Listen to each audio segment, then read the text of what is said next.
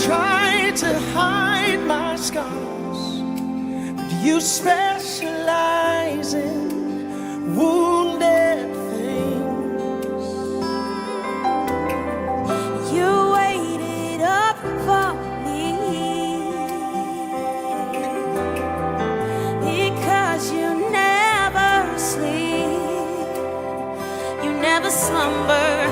I'm healing as we speak, 'cause you specialize in shattered dreams. And I love the way you embrace broken people like me. I love the way you never turn away broken people like me.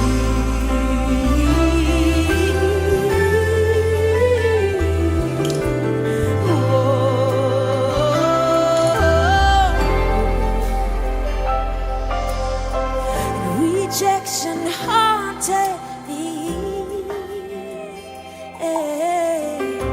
I suffered silently till you came. You called my past redeemed, 'cause you specialize in rescuing. Love the way I love the way you embrace broken people like me. I love the way you never turn away broken people like me. I love the way you embrace broken people like me. I love the way you never turn away broken people like me.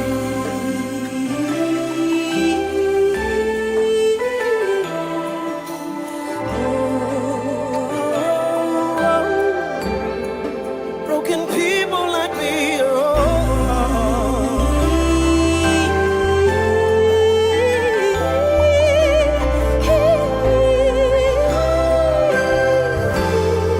Come on, New Breed. Raised out of the ashes, I'm singing and dancing. You put me back together. You put me back together. I'm fully accepted. I've always been welcomed here. 'Cause you love broken people. Raised out of the ashes. Raised out of the ashes. I'm singing and dancing. You put me back together. Oh, put me back together. I'm fully accepted. Always been welcome. Always been welcome. You love broken people. Out of the and I'm raised, singing and dancing. Put me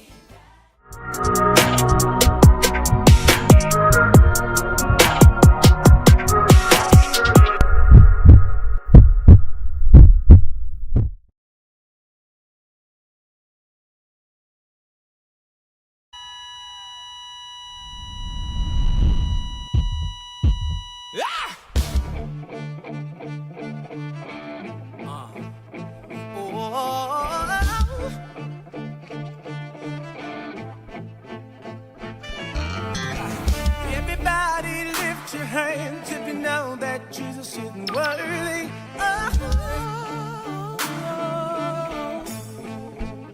Let me hear you say, everybody lift your hands if you know that Jesus is worthy. Lift your hands, Jesus is worthy. Open up, let's give it. Open up and give it. Oh, yeah.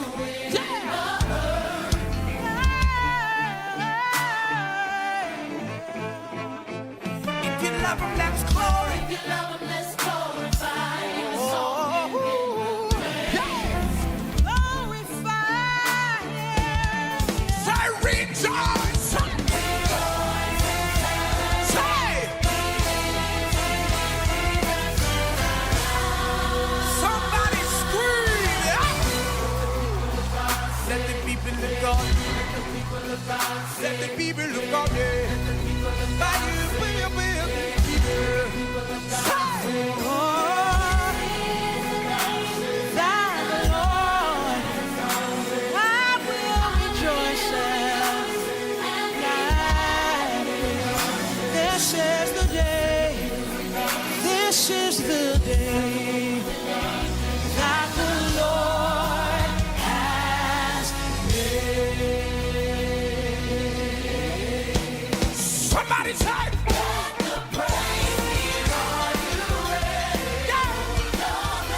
are you ready? For the truth and burn of the inner being.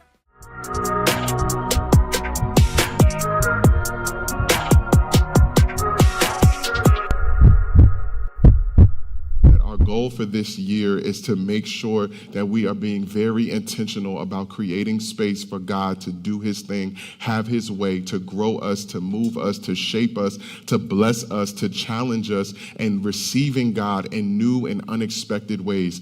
And today I want to challenge us to do something that I think that we all say we want to do, but we don't always walk in. So if you will, join me in Matthew chapter 14. I'm reading starting in verse 22, and I'll be reading out of the New International Version of the Bible. I told you it's a little meaty today, and so it's a little bit lengthy in the text, but it's a story, so please follow along with the story.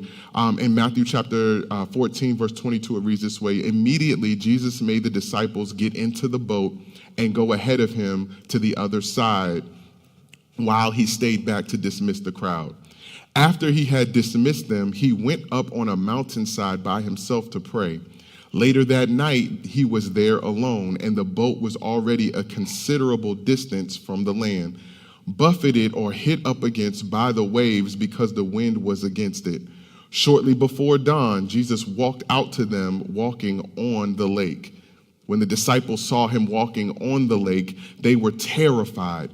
"It's a ghost," they said, and cried out in fear.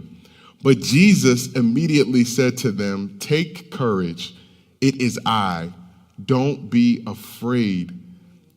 "Lord, if it is you," Peter replied, "tell me to come to you on the water." "Come," he said. Then Peter got down out of the boat, walked on the water, and came toward Jesus. But when he saw the wind, he was afraid and began to sink, cried out, "Lord, save me." Immediately, Jesus reached out his hand and caught him. "You of little faith," he said, "why did you doubt?" And when they climbed on into the boat, the wind had died down. Then those who were in the boat worshiped Jesus, saying, "Truly you are the Son of God." For this short amount of time that I'm before you guys today, I want to talk from this thought: good ain't good enough. Good ain't good enough. Stretching from good to great. One of the words that I'm becoming less and less attracted to is the word good. I don't know what it is. Maybe it's just because I'm getting older, but I'm starting to get mean and surly about things that don't really matter. I don't know if anybody else, stuff just gets on my nerves. And good is starting to be one of those words. I know y'all looking at me funny, but let me plead my case before you all this morning. I'm starting to be less attracted to the word good because it's starting to be more and more unimpactful to me. I mean, good is just a bit better than average right now. Like you did good, okay, all right, I was acceptable, you know what I mean? Like, you ain't really saying much if you said that I did good. You just saying that I wasn't bad. I was a little bit better than average. Not only is it unimpactful now and mediocre, but it's a little unclear to me. I mean, how good is good? When you say something, oh, you got to go eat there is good. Well, Well, how good is it? Is it like I need to go ahead and spend my last to go eat there good? Or is it good enough where I'm not going to be mad that they charge and how much they charge? Is it, what does good really mean to you? Because your good might be different than my good. And because good is so expansive and so wide, it's unclear as to how good it really is. So don't just tell me it's good. I need some other adjectives if you're going to tell me something about it. Not only is it unimpactful and unclear, but I think it's overused. We use good way too much. In our cultural community, we have expanded the use of the word good so far, and we've stretched it to the point where those who are outside of our community don't fully know what we're talking about. Let me let you know. If I was to say what's good, that can mean a plethora of different things. It can mean hello, hey, what's good? It can mean how's it going? Yo, what's good? It can mean what's enjoyable to eat here? Hey, what's good? It could mean, do you want to fight? Yo, what's good? Yo, what's good? Right now, what's good? What about the term we good? It can mean, are we okay? Yo, we good? It can mean, yes, we're okay. We good. It can mean we don't want anything. We good. It can mean we're certain of how our well-being is now. Hey, we good. What about you good? It could mean, are you well? Yo, you good? It could mean, do you need anything? Hey, we going to the store, you good? It could mean, don't worry about it. Man, you good. And it could mean you're in a nice position. Oh, you good, bro. You real good. I saw they gave you that promotion. And this is the one that gets me is I'm good. Because I'm good is saying nothing's wrong. Like, no, I'm good. It's saying I do this at a high level. Yo, I am good. It's saying I don't need anything. I'm good. And the one that gets me that just tends to happen to be in the mouth of somebody who I love truly dearly is that I'm really not okay, but I don't want to talk about it or want you to already know what's wrong with me or guess what's wrong with me. So if I ask you what's wrong, you'll be like, I'm good. So not only is it unimpactful, not only is it unclear, not only is it overused, but it's also not of God in my book.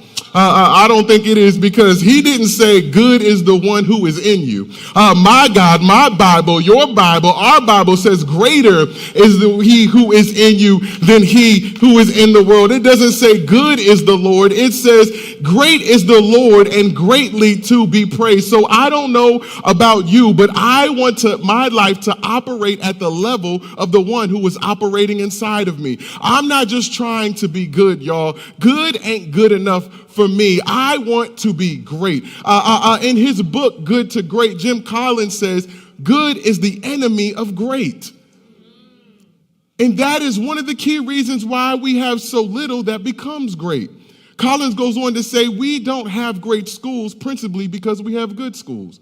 We don't have great government principally because we have good government. That's debatable now. Few people attain great lives in large part because it is so easy to settle for a good life. It may be tough for some of us to admit, but if we're being honest with ourselves, we have a desire for great, but we're really good at just being good. When you've been adulting for a while, you don't need a whole lot. You ain't asking, you just trying to stay out the way. You just want things to be good at this point. I just want my family to be good. I just want my finances to be good. I ain't got to be balling out of control. I don't need a Maserati. I just need this thing to not have the oil need to be changed this week. I just need these tires to stay inflated. I just need these to be able to make moves. I need to be able to listen to my music. I don't need a whole lot. I just want to be good. I just want my health to be good. I don't need to run marathons. I'm just trying not to breathe hard when I come up the steps. I just want to be I just want my relationship to be good. We don't have to be goals. We just need to be together. Like we just need to be happy most of the time. Like I'm good with good. And this is where we find the 12 disciples in the boat in our text today. They just helped Jesus feed over 5,000 people with 2 fish and 5 loaves of bread. And like Ice Cube, today was a good day for them. They had just witnessed one of the most amazing miracles that have ever happened. Not only did they witness it, but they partook in it. And here they are winning. And Jesus tells them to go ahead and get on the boat while he dismisses the crowd of 5,000 people and lets them go out into the water by themselves. And while they are on the boat, the winds pick up. The boat is getting beat up by the water and the winds. And this is how I know that they were good. Because back in Matthew chapter 8, they were in a very similar situation. The disciples were on a boat and a storm had come and hit up the boat, buffeted the boat, had hit it over, knocked it over, and they were screaming out of terror and out of fear. But that time, Jesus was on the boat with them. And they went and woke up Jesus and said, yo, we about to die. What are you doing back here asleep? And Jesus got up and told the winds to chill out. He told the water to calm down. And they said, what kind of man is this that even nature listens to him? And then now I know that they are good, because back then they were novices and they were terrified. But now they are on a boat again. The winds are blowing again. The boat is being buffeted again. Jesus not even on the boat this time, and they not even scared. They unbothered. And I know that this is where we find ourselves, because when you are a novice, you know you're not good. You know you got a lot to learn. You know you got a lot to grow into. But when you come back into a similar situation and you handle it better and you can see your growth, now you realize that you really good now. That I'm good. This ain't tripping me up the way it is before, so I'm good. I'm not scared about these things like I was before. Now I'm good. I'm not handling this the negative way I was before, so I'm good now. I'm good. And this is where their experience has gotten deeper. Their faith was stronger. And they seem to have reached a new level of operation. And this is where Jim Collins would say it would have been easy for them to settle. And I know that because this is where many of us settle in our walk with Christ. That as long as I'm not tripping up over the things that I used to, as long as I'm not cussing like I used to, as long as I'm not responding like I used to, as long as I'm not being weak like I used to, I've come a long way since I said yes to Jesus. I've seen things happen in my life since I said yes to Jesus. I've seen my children start to respond to me differently. I've seen my spouse respond to me differently. I've seen my friends respond to me differently. I've seen my giving going up. I've seen my serving going up, that I'm not who I used to be. I don't trip over the things I used to trip on, and now we are good. But I came to tell you this morning that this is the place not to settle. This is the place not to settle. That when you've gotten out of novice into being good, you need to continue to stretch yourself to being great. This is where many of us try to settle because we've gotten good with this Christian thing. We've gotten good and used to what we're doing, but God is calling you in this moment to stretch yourself into something new. Do I have anybody in here who has been following Jesus for a considerable amount of time? Anybody in here who would say they got a year or 2 or 3 or 4 under their belt? Anybody in here who would say that they have taken communion before and that they pray pretty regularly and that they would claim Jesus if anybody were to ask them to fill out a survey? Do I have anybody in here who said, I've given to churches before and I've volunteered before and I've gone through a fast before? If anybody in here would say that I've done all the things, I imagine that you feel that you're pretty good right now. I would imagine that on the meter of morality, you would find yourself somewhere past the middle to say that I am not out here trying to harm nobody. I'm not out here trying to take nobody out. I'm out here trying to return money if it falls on the ground. Like I'm pretty good right now. I'm doing all right. That I pretty much punched my ticket to heaven at this point. Now I just got to not mess it up anymore. Anybody fall in that category? I get it. I'm there with you. But I have had this unsettling feeling that has come upon me that now is the time for us not to settle for good. That instead of settling at good, we have to make an intentional decision to stretch in this season. I say stretch because greatness isn't obtained, it has to be attained. Greatness don't fall in your lap. Greatness doesn't come overnight. Greatness is not something you trip up on, you pray about, and God just gives it to you. Greatness is something that you got to stretch for. You got to get outside of your comfort zone for. You got to push for. You got to be intentional about. I have to be intentional about not saying what I want to say to you and praying for you instead. I got to be intentional about getting up this morning when there's so many churches online and I had to brush my teeth and put on clothes. I got to be intentional to volunteer after I done been at work all 5 days this week. I got to be intentional about doing the things that don't feel good, but that are going to get me to great. I have to stretch in this season, and we see that the disciples have room to stretch. I know they have room to stretch because just when they thought they were good, when they thought that they had reached the level where they could coast, where they thought that they were able to endure storms and not get scared, what they believed to be a ghost showed up on the scene in the middle of the storm walking on water, and they once again were frightened on the boat. That brings me to my first point, y'all. I told you we're going to keep it moving. That to stretch from good to great, we have to reach for courage and not fear. Yeah. If we are going to get from good to great, we got to reach for courage and not fear. It says here in verse 26, it says, when the disciples saw him walking on the lake, they were terrified. It's a ghost, they said, and cried out in fear. But Jesus immediately said to them, take courage. It is I, don't be afraid. Fear presents opportunity for growth. You want to know in an area that you're just good in and you have an opportunity to be great in? Look at the area where you see fear show up in your life. Fear is a natural human response to either what I don't understand, what I haven't experienced yet, or what I can't handle on my own. Let me say that again. Fear is a human response to something that I don't understand. I have never seen this before. I'm not clear about how it's going to work out. I don't know what's going to happen next week, so I might fear this decision or this thing that's coming. Or I haven't experienced yet. In other words, not only am I not familiar knowledgeably about it, but I haven't even gone through this before, so it's raising up fear in my life. Or it's something that I can't handle on my own. I know what this is, but I can't fight this bully by myself. I know what this is, but I don't have enough money for that. I know what this is, but I don't know if I'm going to live long enough to see that this is where my fear shows up. And despite it being a natural response, despite fear being a part of our human nature, for some reason, God commands us not to fear.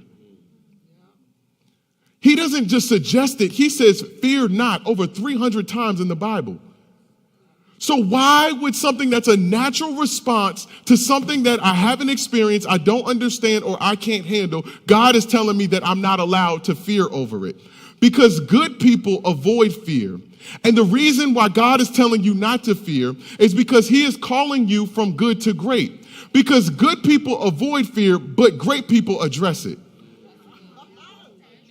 And God is saying that if you're going to stretch this season, you need to address the fearful areas of your life. You got to lean into the thing that is scaring the bejesus out of you. You got to face it head on. You got to walk up to your bullies. You got to talk to them in the face. You got to address the fearful areas of your life. In other words, Jesus puts it like this. He says, take courage. In other words, that take is a literal take, that you have a choice whether you're going to take fear or take courage when you face with something that you don't understand, something that you haven't experienced, or something that you can't do on your own. You got to make the decision to take courage. Reaching for courage in the midst of fear enables you to move from good to great. Now, what does that mean? We reaching for courage, God? What does that mean? In other words, the best way to reach for courage is stop calling things ghosts that are really God. They're terrified on this boat, not because they're scared of the wind or the boat rocking. They're scared of what they think is a ghost, but it's really Jesus. And this is what I have learned over the course of my life, is that oftentimes the thing we are scared of, God is somewhere in there.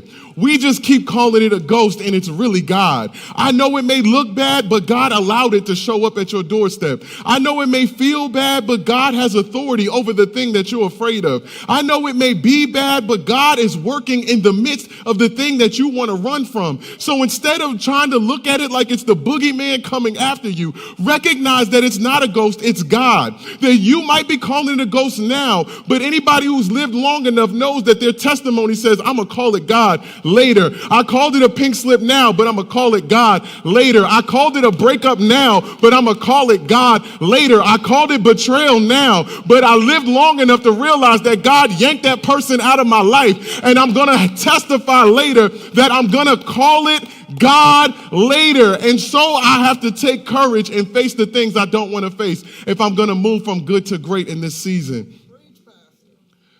Not only, if I'm going to stretch, not only do I need to make sure that I reach for courage and not fear whenever I'm faced with ghosts, but I also need to reach for call and not charisma.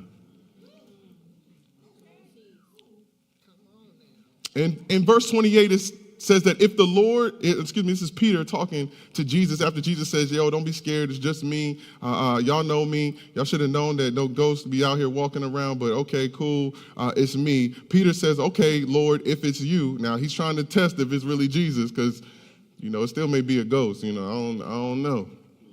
Lord, if it's you, Peter replied, tell me to come to you on the water. And Jesus replied and said, come. Let me try to break this point down, this reach for calling and not charisma. The disciples are coming off the high of a win, as I mentioned before. They just were a part of a miracle of feeding over 5,000 people with just 2 fish and 5 loaves of bread. They're coming off of a high in this moment, and instantly Jesus tells them to not wait for the people to disperse. He tells them to get on a boat and leave, and that he will stay to disperse the people. And they just had a hand in one of the greatest miracles ever performed.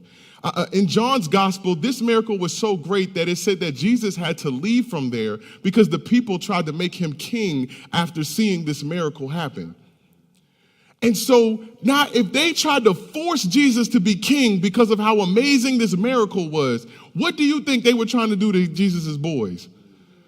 That they probably got some cachet off of this moment, being ones who were passing out these loaves of bread and picking up the baskets afterwards. They likely gained some notoriety from this win as well. They likely came up, y'all. They didn't mess around and their followers boosted.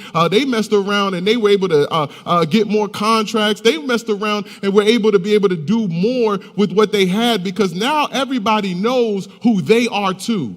And this is likely the main reason why Jesus told them to get their hind parts on the boat.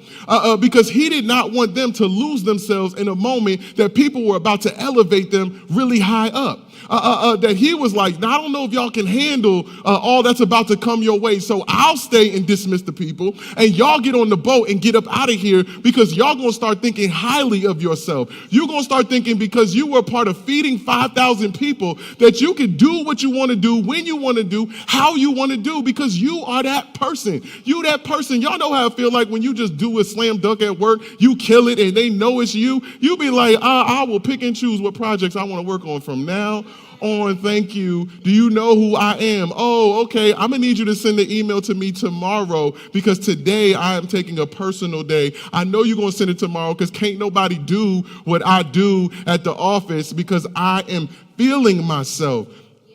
And in this moment, Peter does something amazing. He says, if it's you, Lord, tell me to come on the water. In other words, he doesn't just rely on who he is.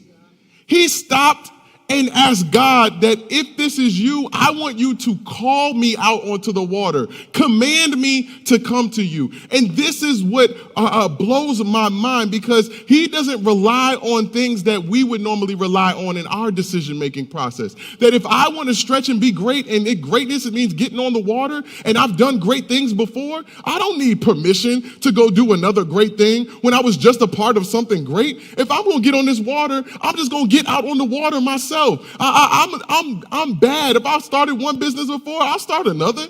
If I wrote this book before, I'm gonna write another. If I was able to go and handle this business, I'm gonna do it again. If I raise one kid, I'll do another. It don't matter because my past experience is determining my future experience. And Peter here says, no, I'm not gonna go off of my charismatic ability to determine the next step that I'm stretching to. I am going to wait for the instruction, the call, the command of God before I go. In other words, greatness requires you to operate above your ability. You ain't good enough to be great. If you want to be great, you need to submit to a great God and allow him to do great things through you. And if you try to reach for charisma to get to the next level of great, instead of seeking out calling for permission to get there, you will fall on your face every time. This is why many of us turn around and try to blame God for our bad decisions, because we jumped out on previous success, believing that that was God's intention for our life in this new season. But can I just give you a quick reference real quick? Because Jesus Christ, after he had went up into the mountain to be able to be tempted by the enemy, he fasted 40 days and 40 nights. And then the enemy brings him down and approaches him and says, if you eat of this bread, turn these stones to bread. Now, Jesus had been done cool stuff like that already. I turn water into wine. I can turn stone into bread. Say less. I'm hungry too. That's nothing. But the reason Jesus doesn't turn the stones into bread is because he was not commanded to do it.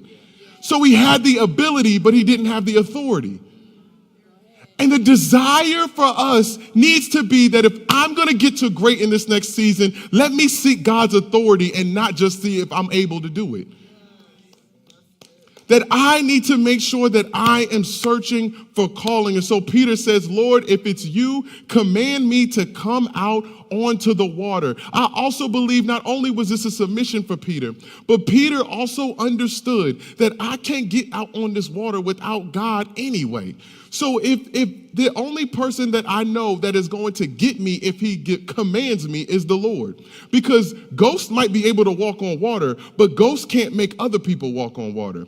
And so Jesus says, I'll know this is God if he commands me to come out here and allows me to come out here. Because ghosts don't have power beyond themselves. Ghosts, whatever bully you're facing, don't got power beyond this thing. They don't have authority beyond this thing. They don't have authority beyond this executive order. They don't have authority beyond this decision to lay off. They don't have authority beyond anything else in your life. The God over your life is the one who has authority over everything. So you say in this moment, I don't need to pander to anybody or anything else. Lord, if you want me to come out on the water, I'm going. Lord, if it's you, then tell me to come because I know you got me. So we need to make sure that we reach for call and not just for charisma. I'm moving, y'all. I got 4 points, so that's why I'm trying to move. I don't have 3 today. Not only do we need to make sure that we're reaching for call and not trying to lean on our own charisma to make the next stretch in our lives, but we also need to reach for water and not for boats. I know it don't make no sense now. I know y'all acting like it hit you, but you be like, what is this dude talking about? In 29, it says, Peter got down out of the boat, walked on the water, and came towards Jesus. That after Jesus commanded him, he got off the boat. Jesus said, come. He got off the boat, walked on water, and came towards Jesus. But when he saw the wind, he was afraid, and beginning to sink, he cried out, Lord, save me. Immediately, Jesus reached out his hand and caught him. And he said, you of little faith, why do you doubt? Now, I want to stick on 29 real quick where it says Peter got down off the boat and walked on the water. Peter doesn't just stretch for a word from the Lord in this moment. He stretches out of comfort into uncertainty. I don't know about y'all, but let's just say this really, really, really did happen. Merrick Deans, I'll get the word from the Lord. I don't know if I'm actually going to step out there. I'll be like, okay, Lord, it's you. Yeah, I just asked. I said, if it's you, tell me to come. I didn't say I was actually going to go out there. I'm good. It is you, Lord. Why don't you come onto the boat? Because I don't have no business out on nobody's water in this moment. Not just is it just water. It's still dark. It's still windy. And 11 other jokers ain't volunteering to step out here either. Everybody else still on the boat. And you want me to be the one to step out in the dark and the windy on the water by myself? What? Peter steps out into unfavorable conditions. He attempts to walk on what other people have drowned in.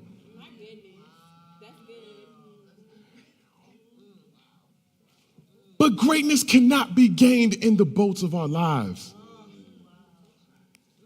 Your boat is your protection. It's your safe place. It's your comfort zone. It's the area where you can rock and roll. Peter been a fisherman since he was knee-high to a grasshopper. He done been on boats his whole life. I know boats. I'm in the boat. I'm good on a boat. Let the wind hit me while I'm on the boat. I'm good. But God is not calling you to boats. God is calling you to water. God has put something on the inside of you that will not get fulfilled inside of the boats of your lives. Boats are necessary, y'all. I'm not condemning boats in this moment. I'm letting you know that boats are places of rejuvenation.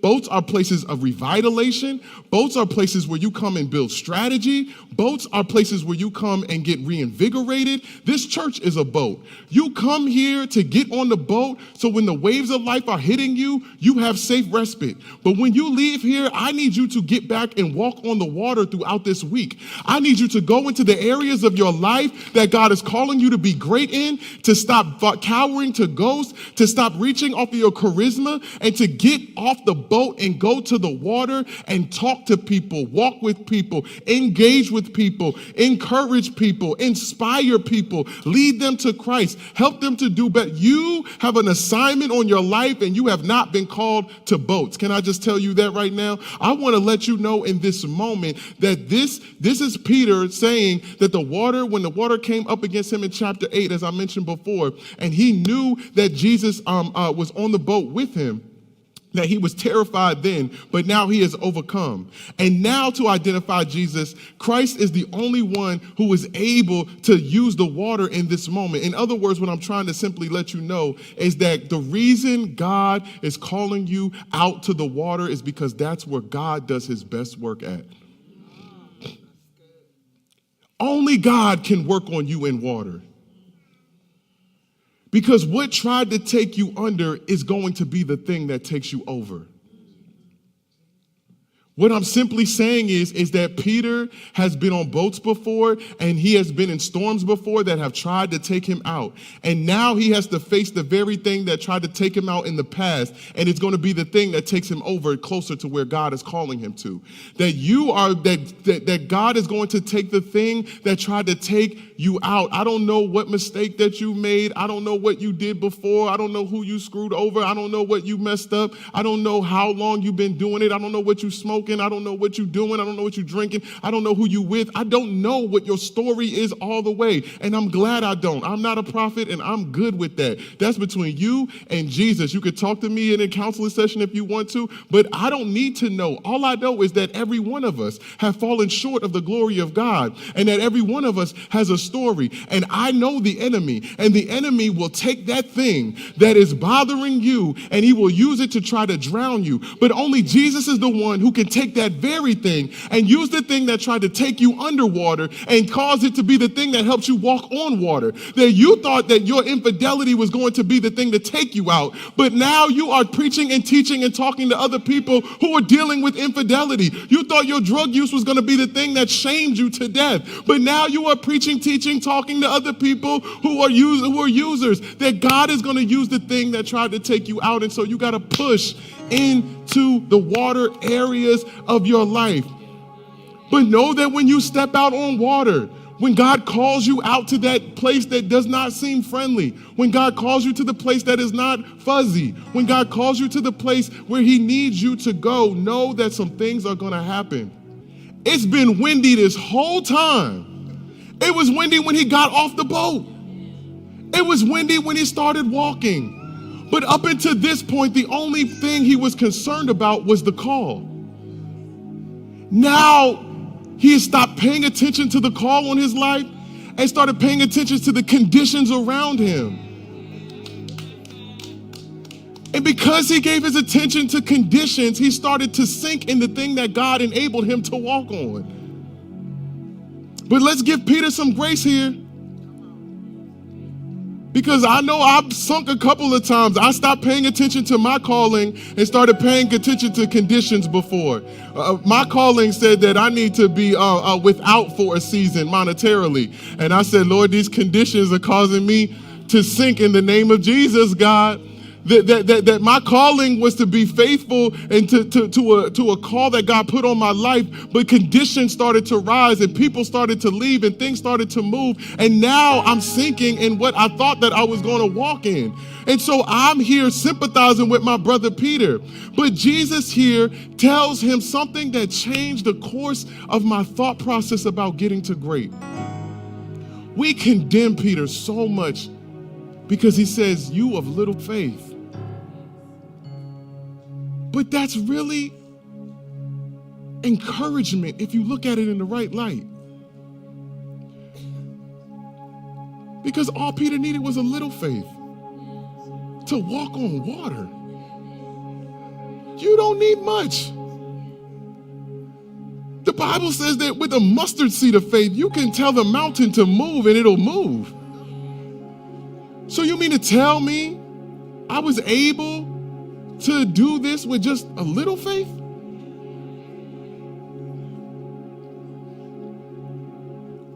What Peter's problem wasn't a faith problem. Peter had a doubt problem. Now let me do some teaching here. Doubt is not the opposite of faith. Sight is the opposite of faith. It said that faith is the substance of things hoped for and the evidence of what? Things. We walk by faith, not by. You can be in faith and be in doubt at the same time.